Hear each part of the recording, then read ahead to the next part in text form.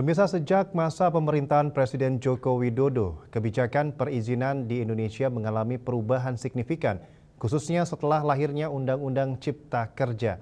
Meski Bali telah lama menerapkan otonomi daerah dan memiliki kewenangan menetapkan aturan perizinan di wilayahnya sendiri, Undang-Undang Cipta Kerja menegaskan bahwa seluruh perizinan yang berkaitan dengan investasi kini menjadi kewenangan pemerintah pusat.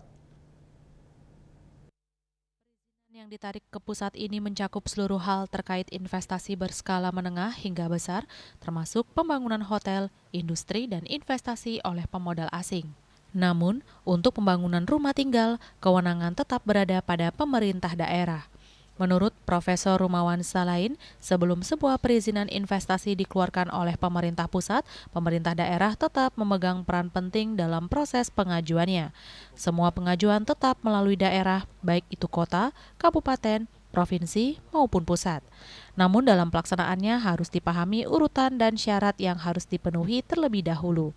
Rumawan Salain menegaskan bahwa dalam Undang-Undang Cipta Kerja, apabila proses perizinan tidak diselesaikan oleh pemerintah kabupaten atau provinsi dalam waktu 1 minggu, maka pemerintah pusat berhak mengeluarkan langsung perizinan tersebut melalui sistem OSS. Ini berarti pemerintah daerah harus siap, cepat, dan tanggap, jangan sampai melewati batas waktu 1 minggu, karena jika lewat, kewenangannya otomatis diambil alih pusat.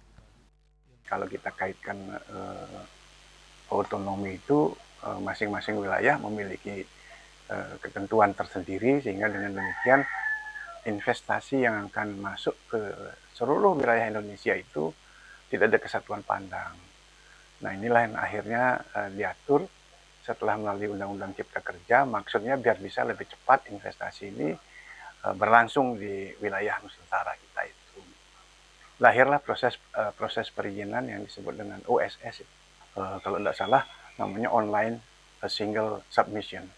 Jadi tunggal di pusat prosesnya, dan itu tidak ada sentuhan dalam arti tatap muka begitu, tidak. Semua proses dilalui melalui kecanggihan digital, melalui hubungan elektronik digital.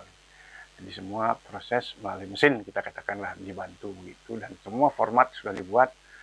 Hanya saja menurut pandangan saya, karena kaitkan dengan investasi atau pengembangan tata ruang di Bali khususnya yang berkaitan dengan proyek-proyek investasi, tampaknya mungkin ada beberapa hal yang memang tidak bisa secara lokus, secara peraturan setempat yang tempo hari memiliki kekhasan atau keunikan di masing-masing wilayah, khususnya di Bali, sepertinya tidak tertampung. Katakanlah misalkan bicara Bisama, misalkan gitu, tidak kelihatan. Jadi dia bersifat nasional, sehingga portofolio atau form yang dibuat itu secara nasional sama. Jadi seseorang mendaftar, misalkan dia akan membangun hotel di satu wilayah di Bali ini, dia masukkan, mendapatkan nanti NIB dan seluruh proses dan seterusnya harus melengkapi, ada UKL, UPL, dan lain-lainnya.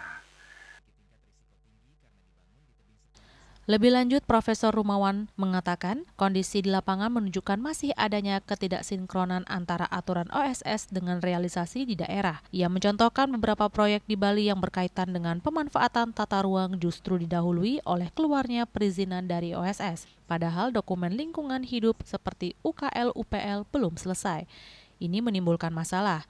Ada proyek yang tiba-tiba sudah mulai membangun padahal proses yang seharusnya diselesaikan lebih dahulu belum tuntas.